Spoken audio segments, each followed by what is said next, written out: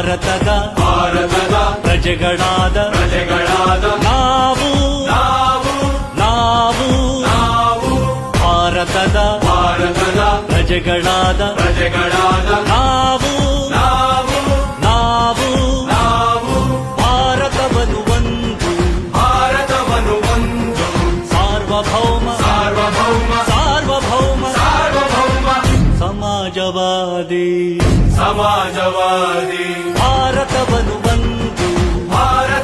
ಒಂದು ಜಾತ್ಯತೀತ ಪ್ರಜಾಸತ್ತಾತ್ಮಕ ಗಣರಾಜ್ಯವನ್ನಾಗಿ ರೂಪಿಸುವುದಕ್ಕಾಗಿ ಭಾರತೀಯರೆಲ್ಲರಿಗೂ ಸಾಮಾಜಿಕ ಆರ್ಥಿಕ ಮತ್ತು ರಾಜಕೀಯ ನ್ಯಾಯವನ್ನು ವಿಚಾರ ಅಭಿವ್ಯಕ್ತಿ ನಂಬಿಕೆ ಧರ್ಮ ಮತ್ತು ಉಪಾಸನೆಯ ಸ್ವಾತಂತ್ರ್ಯವನ್ನು ಸ್ಥಾನಮಾನ ಮತ್ತು ಅವಕಾಶಗಳ ಸಮತೆ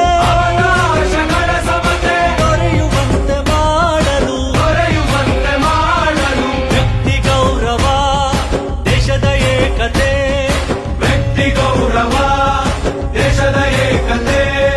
ಸಮಗ್ರತೆಗಾಗಿ ಎಲ್ಲರಲ್ಲಿ ಭ್ರಾತೃತ್ವ ಭಾವವನ್ನು ಮೂಡಿಸುವುದಕ್ಕಾಗಿ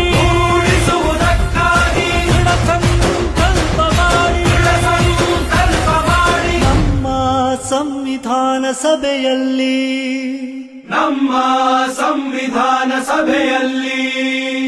1949 ನವೆಂಬರ್ ತಿಂಗಳ 26ನೇ ದಿನ ಈ ಸಂವಿಧಾನವನ್ನು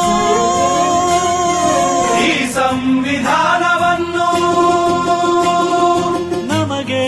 ನಾವೇ ಅರ್ಪಿಸಿಕೊಂಡು